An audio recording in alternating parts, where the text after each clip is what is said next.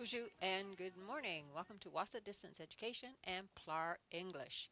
And this is week 4 of classes in term 1A. So we are getting through pretty quickly. 3 weeks done and over, and we're starting week 4 already this week. So just a couple of reminders before we get started in our lesson today. 2 ways to participate in classes. You can call in using the radio, or you can join us using Zoom. So the radio, you get the audio only portion of the classes. If you use Zoom, you get audio and video, so you get to see what I'm doing on your screen. The instructions for joining the Zoom class are in your study guide. All PLAR English students are welcome to attend classes, so you don't have to be signed up for radio Zoom classes. Even if you signed up for IL, you can still join the classes. And our classes are 11 till 12 Mondays and Wednesdays for Term 1A. To contact me, you can use email, phone, or send a message on Facebook.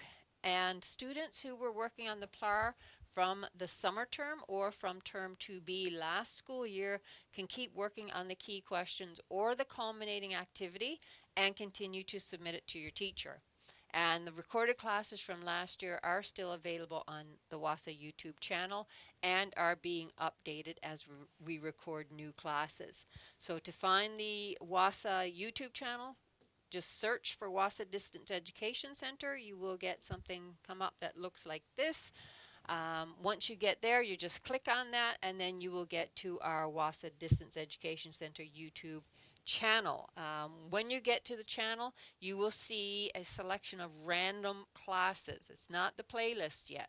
You have to click on playlists in order to see all of the classes for each subject. So when you click on playlists, you will see all of the PLAR science classes, all of the PLAR math classes, the PLAR English, the PLAR history, and the PLAR geography. Okay, so where it says view full playlist, if you click on that, you will get all of the classes listed, and you will see that you can watch lesson 1 key question 4 class, for example. Okay, so make sure you go to playlists in order to see the playlists. Just a reminder that all PLAR students do have the option of writing the culminating activity instead of doing the lessons and key questions. So even if you have already completed and submitted some of the key questions and you decide, okay, this stuff is easy, I know how to do this, so I want to try the culminating activity, you can do that.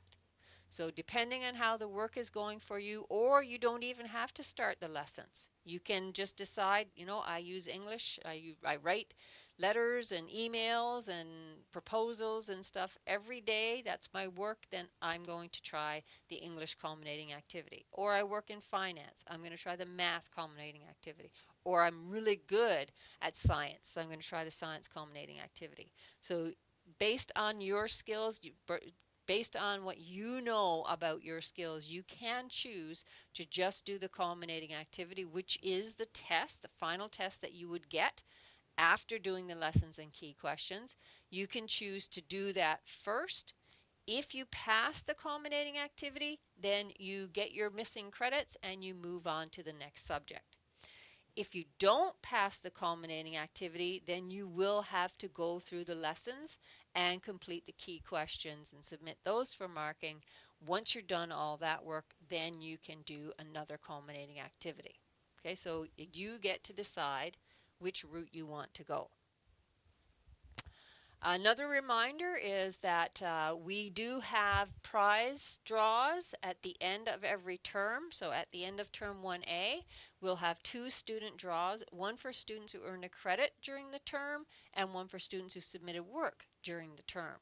So for every lesson that you submit, your name will be entered into a draw. So if you do all 5 lessons, then your name gets entered into the submitted work draw 5 times. If you then do the culminating activity and pass it or successful, your name will be entered into the culminating or the earn a credit draw. So if you do, say, 2 or 3 of the PLAR culminating activities, then your name gets entered into that draw 3 times, or 2, how many ever you finish. And this year, in addition to the regular draws, there will be an extra draw for anyone who registers for this school year before September 30th. Okay, so you could win 3 prizes.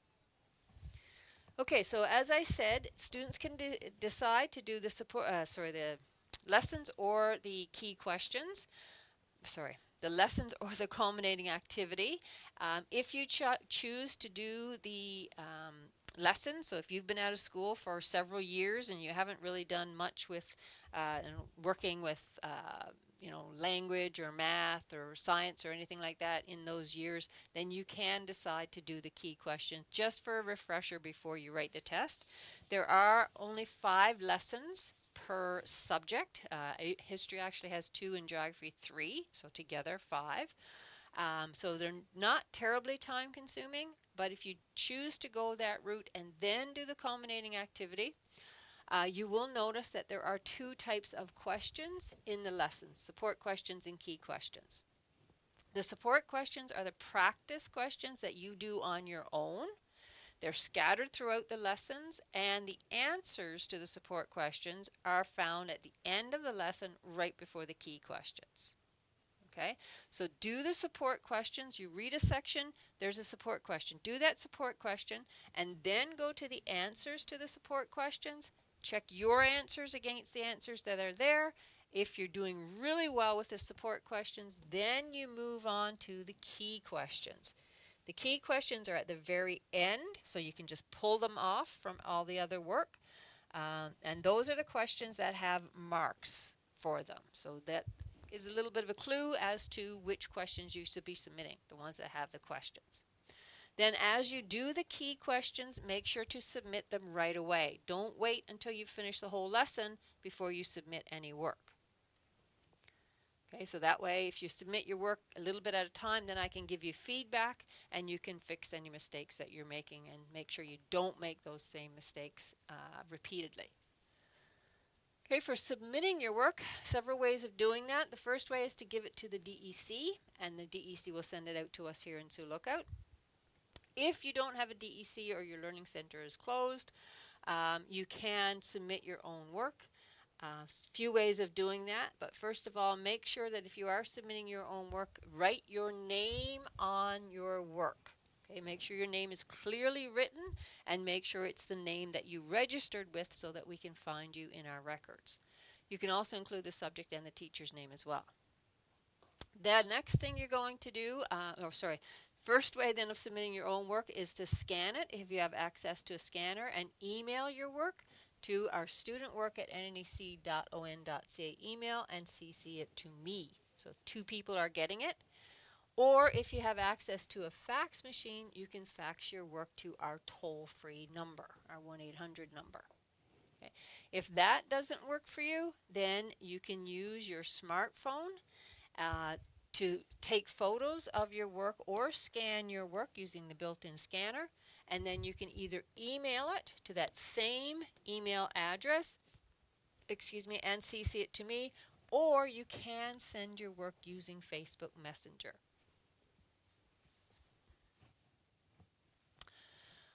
If you live in Sioux Lookout or the surrounding area and you come to Sioux Lookout fairly often, you can use our outdoor mailbox, which is located at the side of the building in the WASA parking lot. Or you can knock on the front door or use our doorbell right on Front Street, and you can give your work to the person who answers the door. And the next option is to use Google Docs to complete your work and then send me the link. Okay, so make sure the link is shareable, and then you can share it with me and I can open it and mark your work. Okay, so those are the announcements, and so we're going to do a quick review of what we did in our last class before we move on to today's class. And today we will be finishing up lesson 1, so make sure that you are on top of your work. So in our class, last class on Wednesday, we talked about, actually it was on Thursday because I was away on Wednesday. Anyway, we talked about sentences. So we're focusing on sentences. We did the parts of speech already. We did capitalization and punctuation, and so now we're on to sentences, or we were last week. So there are four different types of sentences that you need to be aware of. The first type is what we call statements or declarative sentences. So think of declaring something, making a statement about something. Basically, a declarative sentence states a fact.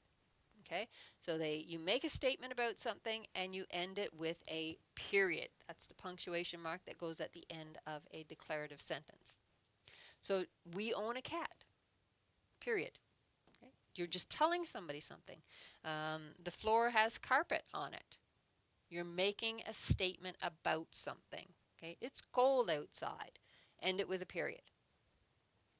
Then we have the second type of sentence which asks a question, and they are called interrogative sentences. So they ask a question, and of course, because they ask a question, they must end with question marks. So, where is the cat?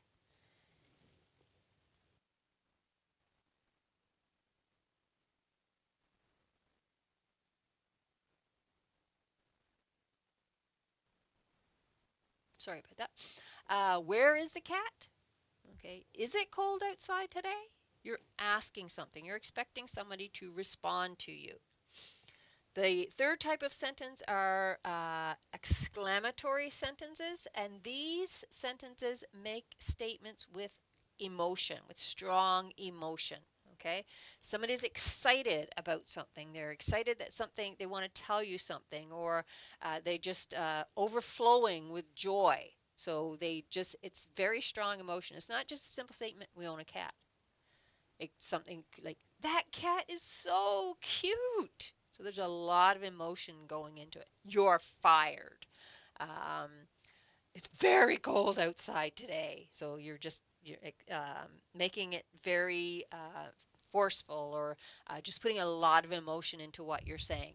And this type of sentence will end with an exclamation mark. Okay, so don't get exclamatory sentences and interjections mixed up. Remember, when we talked about the different parts of speech, interjections are not sentences. Okay, they are not sentences. They are one word or word phrase. So something like wow, or yes, or no way. Okay, these are interjections. They're not sentences. So don't get them mixed up. An interjection is just a word or a phrase. An exclamation or exclamatory sentence is a whole complete sentence. And then we have imperative sentences, which are sentences that give a command. So not necessarily give a command, but give a command or make a polite request. And they end with a period, or they can end with an exclamation mark, depending on how forceful you're being. So feed the cat. So that's just a statement, ends with a period, feed the cat. Or if you're yelling at somebody, feed the cat, you would put in an exclamation mark. Okay, so but they are telling somebody to do something. They're not just making a statement and putting a lot of emotion behind it. They are actually telling you to do something. So that's why they're called imperative sentences. Okay, so those are the four types of sentences. Then we also talked about subject and predicate. Every sentence must have a subject and a predicate. Now, sometimes the subject is understood. It's not there.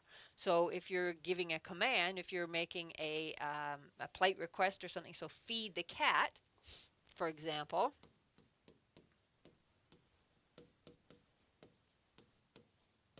okay, there's no subject there. So the subject is the who or the what. So who is supposed to feed the cat? It's understood that you are being told to feed the cat. So the subject in this case is you understood. It's not written there, but you know that if somebody's looking at you and saying feed the cat, that you're the subject. You're the person who has to do that. Okay, so the subject is a part of a sentence about which something is told or asked. So the dog ate his food. Okay, who or what is this sentence about? It's about the dog. So the subject of the sentence is the dog. So ask yourself who or what is doing something, or who or what is this sentence about. In this case, it's not a who, it's a what. So the dog. So that's why we say who or what. Sometimes you cannot ask the question who or what is doing something. So sometimes you can't say, well, you look at a sentence and say who is doing something. So in this sentence, dogs are better pets than cats. So nothing is actually doing anything in that sentence. It's just dogs are better pets than cats. So nobody's doing anything. Like in the first sentence, the dog ate his food. The dog was doing something. What was he doing? Eating his food, or ate his food. So in this case, if it's like a comparison, dogs are better pets than cats, and there's nobody actually physically doing anything, then you ask who or what is this sentence about? So what topic are we learning about? So what are we learning about in this sentence? We're learning about dogs. We're learning that they're better pets than cats, but the subject of this sentence is dogs. Another example. Unfortunately, the sweater is not on sale. Okay, so again, nothing is doing anything, or nobody is doing anything. But what is the sentence about? It's about the sweater. Okay, the sweater is not on sale. So you have to kind of ask who or what the sentence is about, or who or what is doing something. Okay, the predicate is what that person or thing is doing. So the predicate is basically the verb in the sentence, the doing verb, plus everything that comes after the verb, sorry. Or you ask what new information we learn about that person or thing. So the predicate is the part of speech that tells or asks something about the subject. To find out the predicate, first find the subject. Then ask, what is blank doing? What is the sentence saying about blank, or what information do we learn about blank? So the sentence, the dog ate his food. Who or what is doing something? The dog. So we're talking about the dog. And the predicate is, what did the dog do? The dog ate his food. Ate is the verb, and his food is the rest of the sentence. So the complete predicate is ate his food. Again, sometimes you cannot ask the question, what is blank doing? What is the dog doing? Well, you can in this case, but sometimes you can't. So in the same sentence, dogs are better pets than cats. You can't say what is something doing, because nothing is doing anything. It's just stating something. So what is the sentence about? It's about dogs. So the predicate is the verb and everything else that comes after it. Well, the dogs aren't doing anything, but our verb is the word are, which is a part of the verb to be. So are better pets than cats. So are is our verb, and then the rest of the sentence, better pets than cats. So our complete predicate is are better pets than cats. The next example, unfortunately the sweater is not on sale.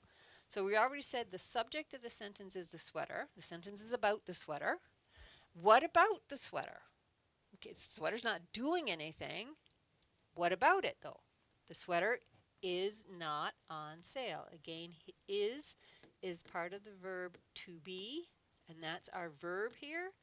And then the rest of the sentence, not on sale. So the predicate of that sentence is not on sale.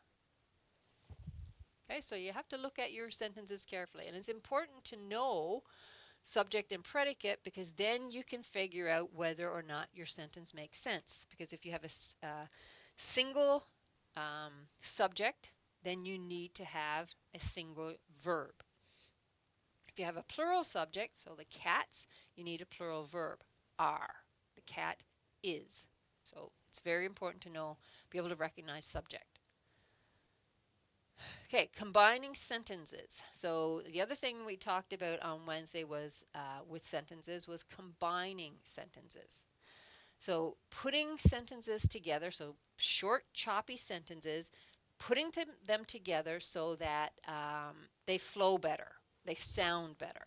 because short, choppy sentences sound very immature. So something like a young kid would write in grade, 4 or 5 or something like that. So we want our sentences to sound better, to flow better, to make more sense.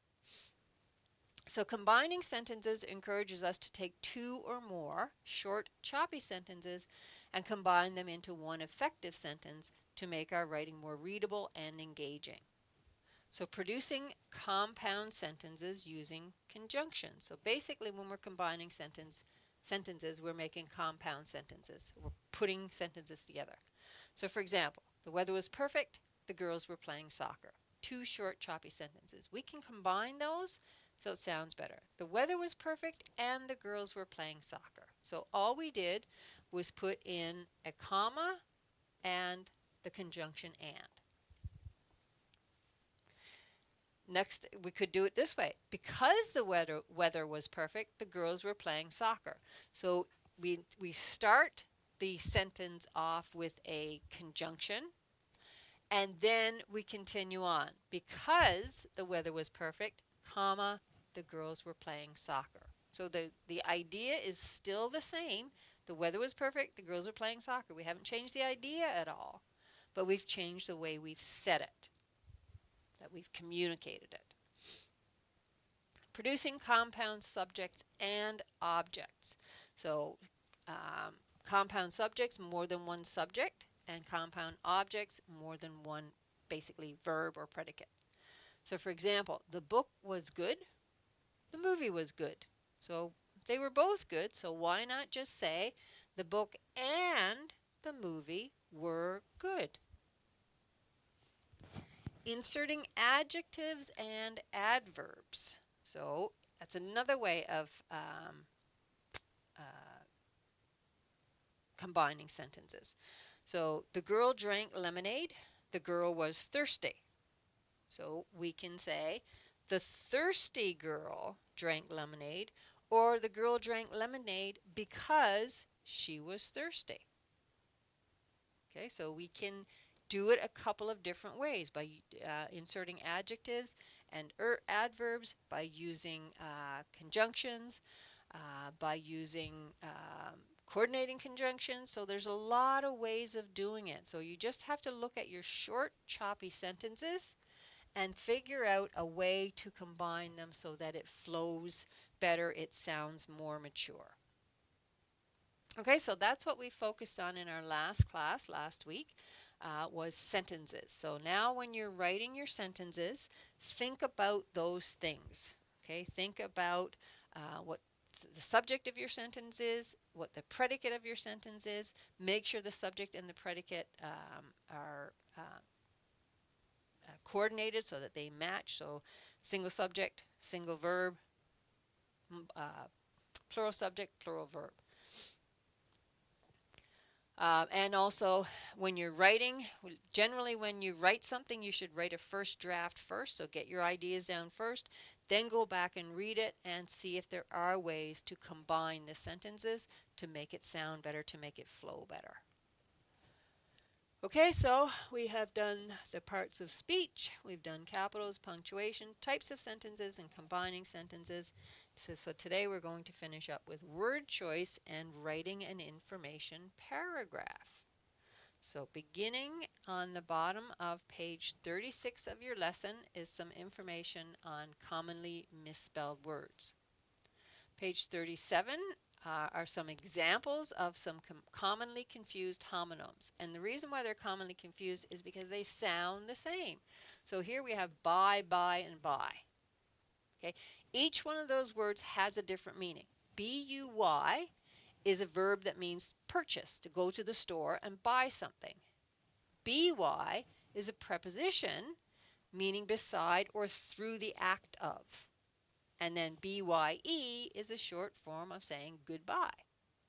Okay, there's a lot of them. Some of them are more confused than others. Here and here, H-E-R-E is an adverb or something that means in this place. H-E-A-R is what you do with your ears. This one here, its and its, is the one that I have to correct too often. Okay, It's with an apostrophe S is a contraction that means it is or it has. It's a lesson too late for the learning. It is. ITS with no apostrophe is a possessive pronoun. Look at the dog. It's got my shoe in its mouth. The mouth belongs to the dog. Okay, so without the S, if it's an apostrophe S, it's a contraction for is or has. So same thing with she's, apostrophe S means she is or she has. Don't put an apostrophe every time you put an S on a word. And I've mentioned this before because too many people do it too often. Not every word that has an S needs an apostrophe. So if you're saying computers, more than one computer, do not put an apostrophe. If you're saying desks, more than one desk, do not put an apostrophe. If you put an apostrophe, you're going to make it into a possessive, in this case a noun, so you would be saying the computer's keyboard, for example. The keyboard belongs to the computer, not more than one computer. So it gets confusing when you overuse that apostrophe. You don't need it all the time. You actually don't need it very often at all. Okay, and continues on page 38. Wrong one.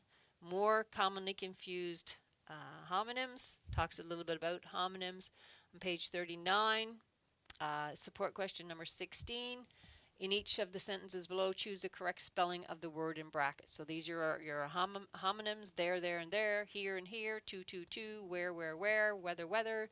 So they all sound the same, but they have different meanings. So you have to be careful of that. Okay, so let's look at common spelling errors. So one of the common spelling errors that people make is single or double letters.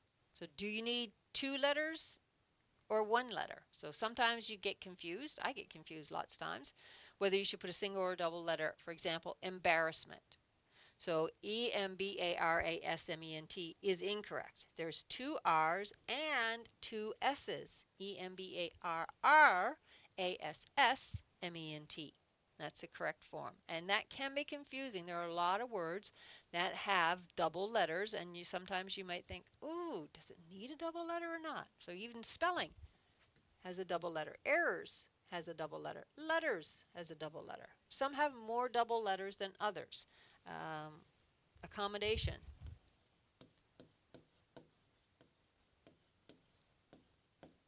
Okay, it's got 2 C's and 2 M's. So like embarrassment. There are some that have 3 sets of double letters. So be careful. If you're not sure, look it up in a dictionary or Google it. Number 2, silent letters. Again, this is something that's confusing. In English, a letter may be silent in a particular word when you say it, but in writing you have to put that letter in. So we often say handkerchief. Okay, whenever we say it, it's not a word we use often, but that's incorrect. It's actually handkerchief. Same thing with Wednesday. Okay, the word Wednesday. We don't say Wednesday. We say Wednesday. Sorry, I crossed it the wrong letter there. We say,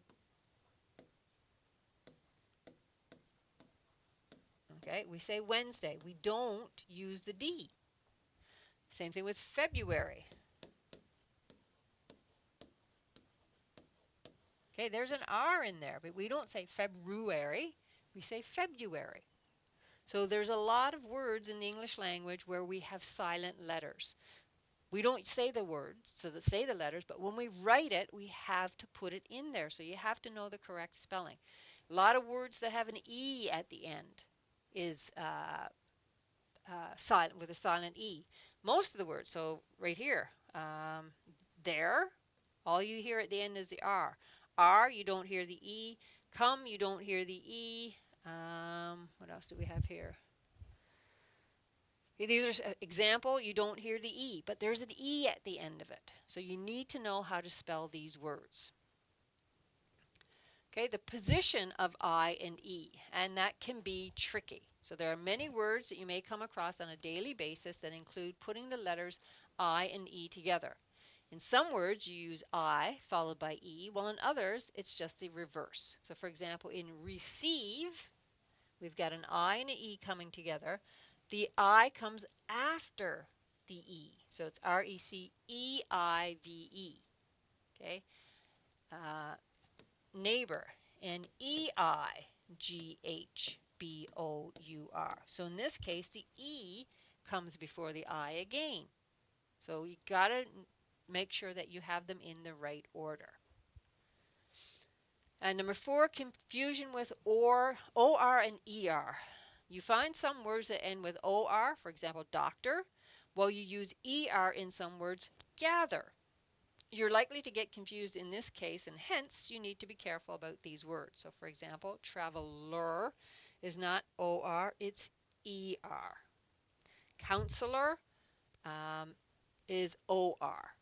So yeah, again, you just got to learn the words, especially if they're a word that you use frequently. If it's a word that you don't use very often, then I wouldn't worry too much about it. But if it's a word that you use fairly often in your writing, then you should learn how to spell it properly. Number 5, writing how you speak. A non-native speaker will often borrow some words from the local language or speak some words incorrectly with the local accent and thus try to write English words in the same way. So for example, a lot of people say modern. Modern is incorrect. People just say it because they've heard it so many times and that's the way they say it. It might be because it's a language thing, but the correct way to say it and to spell it is modern. Okay. Years ago, a friend of mine from Newfoundland, Newfoundlanders don't speak proper English, wrote me a letter, and she wrote it, and my grandmother used to do the same thing. She would write letters to me with using words the way she said them. And in Newfoundland, like I said,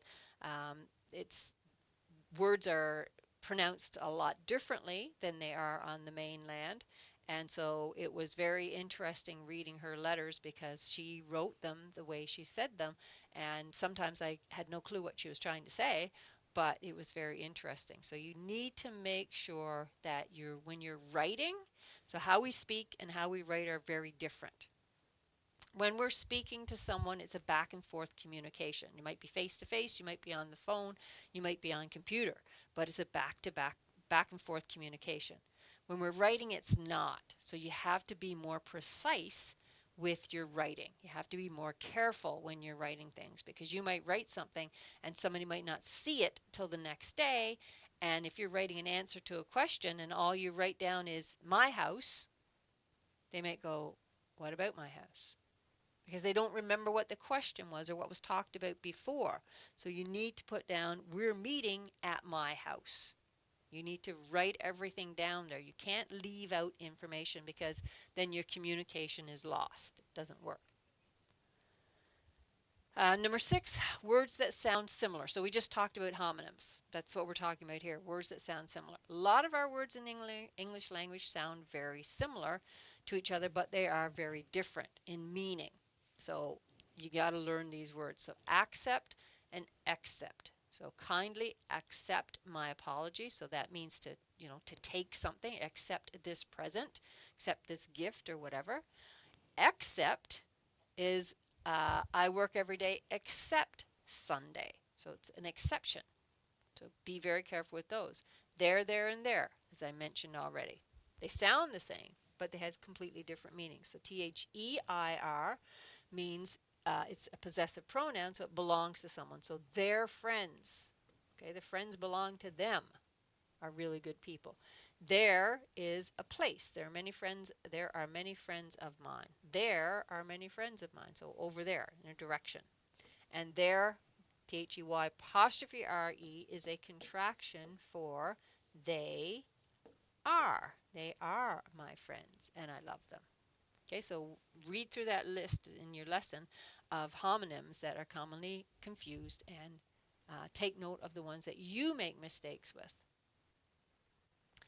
How to avoid spelling errors. So we've talked about the different types of spelling errors. How do you avoid them? People who write free from spelling errors read and write a lot. So they do it very often because they know which words they make errors in. They learn those words. They use them often. So like I said, if it's a word you don't use, you might use once a year, then it's no big deal. But if it's a word you use every day, like for example, the word it's, meaning the cat chased his tail or something like that, that you need to learn the difference between IT apostrophe S and ITS. So these are very important. Same thing with the other homonyms and any other words that have double letters that you spell all the time. Make sure you know how to spell them properly. Okay, make it a habit to read articles in magazines and newspapers or even on websites. So read stuff that's written by professional people, not by your friends, because their spelling skills may not be very good either. So make it a habit to read articles in magazines, newspapers, or on websites. Practice writing those words where you usually make mistakes. Play spelling games online that would help you remember the words in a fun learning environment. And one basic tip is that once you make any spelling error, remember the correct spelling of that word confidently and then try to avoid making the same mistake. So any words that you spell incorrectly frequently, those are the words that you need to focus on learning to spell correctly. Okay, so now we're going to get into, oops, oh, I didn't mean to do that. Paragraph writing. So in your lesson on the bottom of page 39. So we have done lots of stuff now to get you ready for writing paragraphs. We have gone through all the different parts of speech. We've learned about the different parts of speech. We've talked about punctuation. We've talked about capitalization. We've talked about sentences. And we've talked about spelling. So those are all the things that you need to learn, that you need to be able to do, that you need to be confident with in order to write a paragraph. Okay? So we've done all that stuff now, so now we're going to move on to paragraph writing. So the bottom of page 39 is information on paragraph writing. Page 40, whoops, continues on talking about paragraph writing and talking about the parts of a paragraph, so the topic sentence, supporting sentences, and then on the next page, page 41, where is it?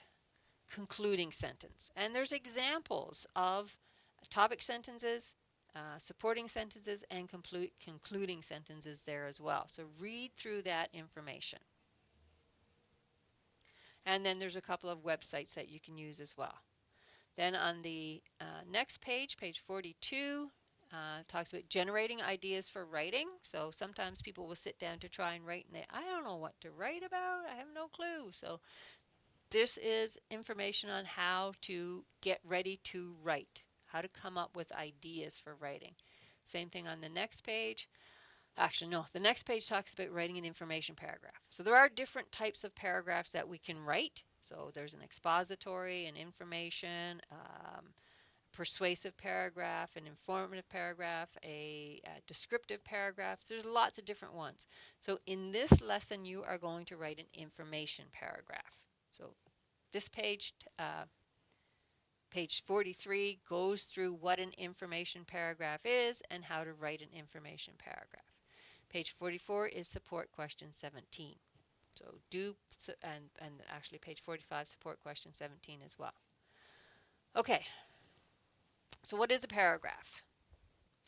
The purpose of a paragraph is to express a speaker's thoughts on a particular point in a clear way that is unique and specific to that paragraph. When a new idea is introduced, generally the writer will introduce a new paragraph. So a paragraph is about one topic. So all of the sentences, the topic sentence, the supporting sentence, and the concluding sentence are all about the same topic. So a basic paragraph structure. So first of all, we have our topic sentence.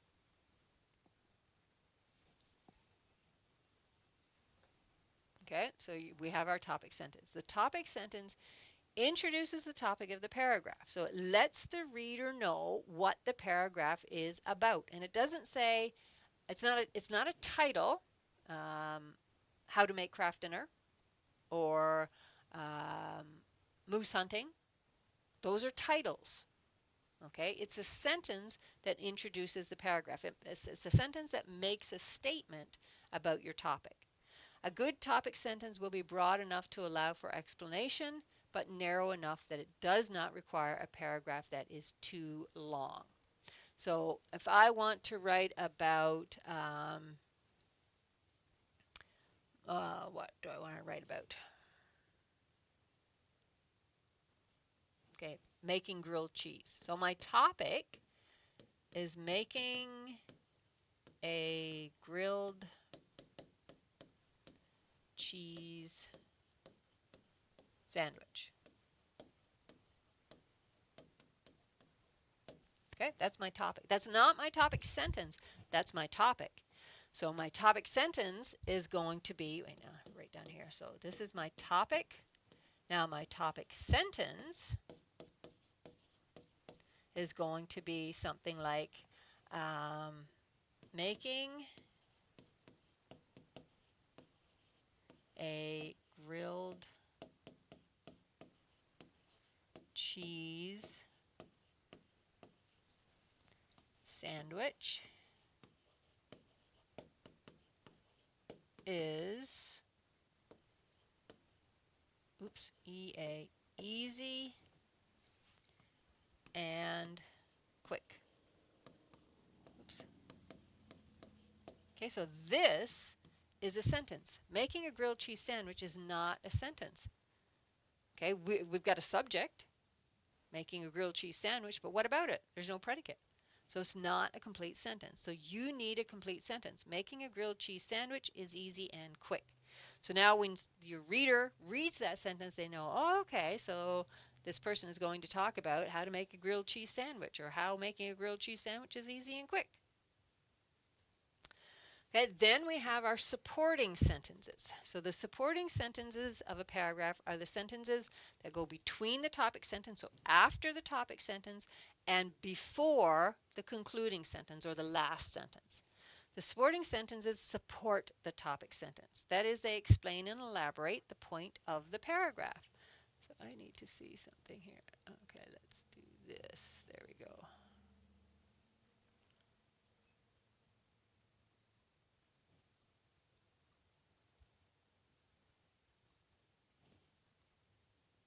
Okay.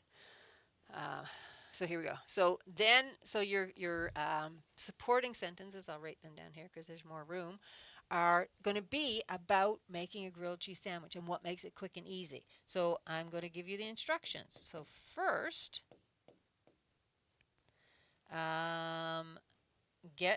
gather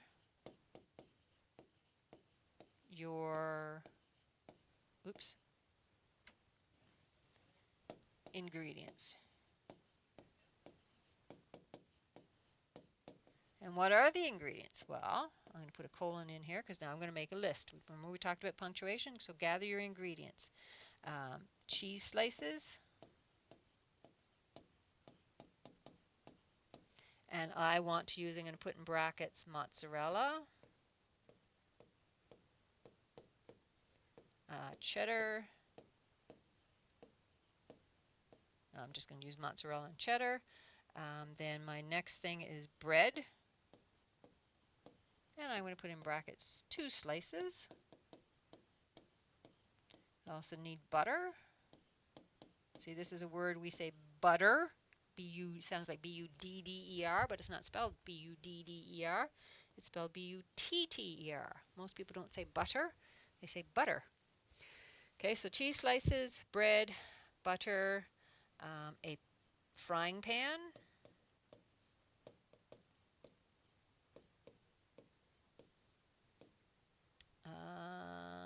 and a plate. Okay, so I've got my first gather your ingredients. I've got all that in there. Then next, and I'm not going to start well, I could start down here next because I just want to get it in order. Um, Butter both slices of bread on both sides.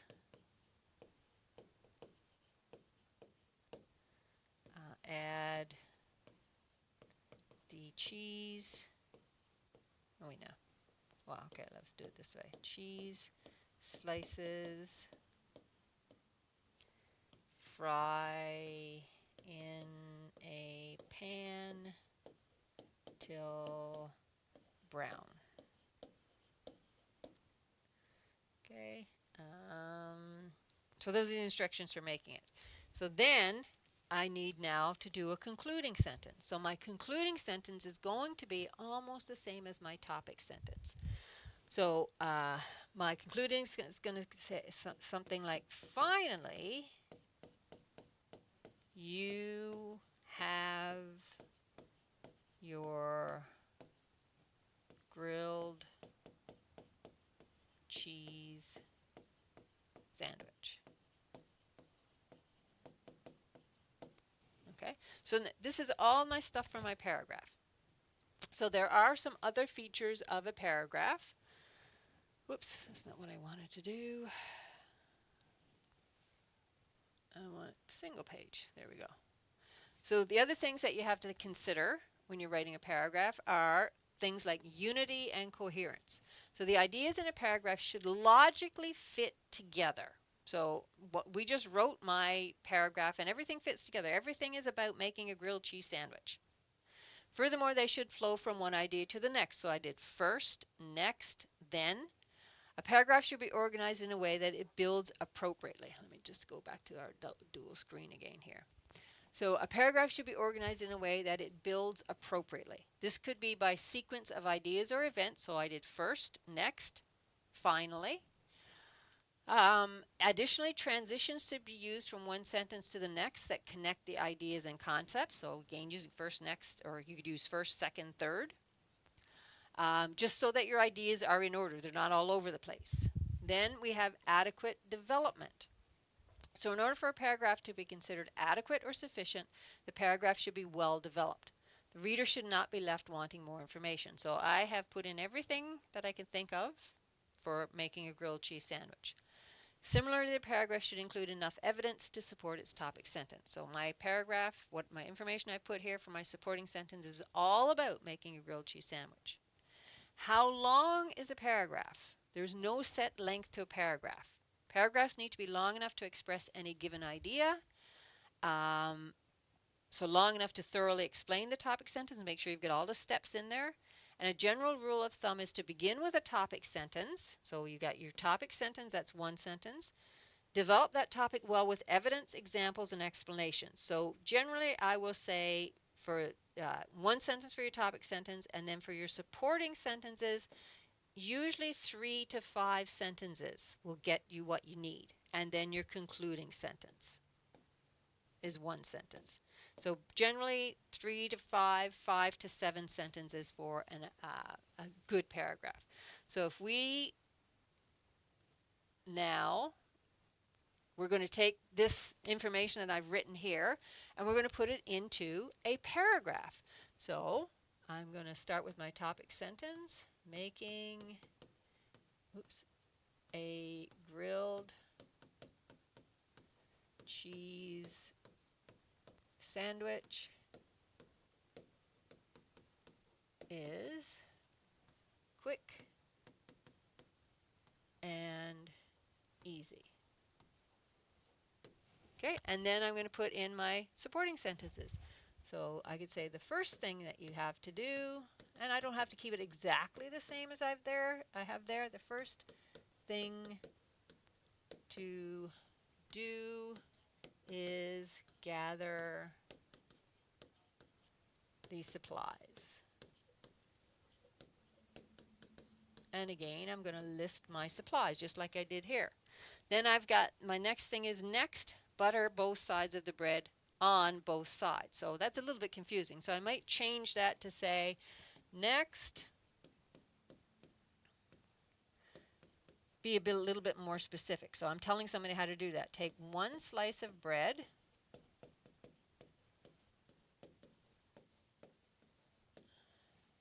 and butter one side.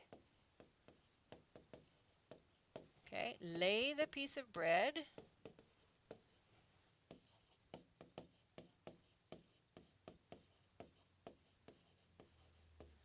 butter side down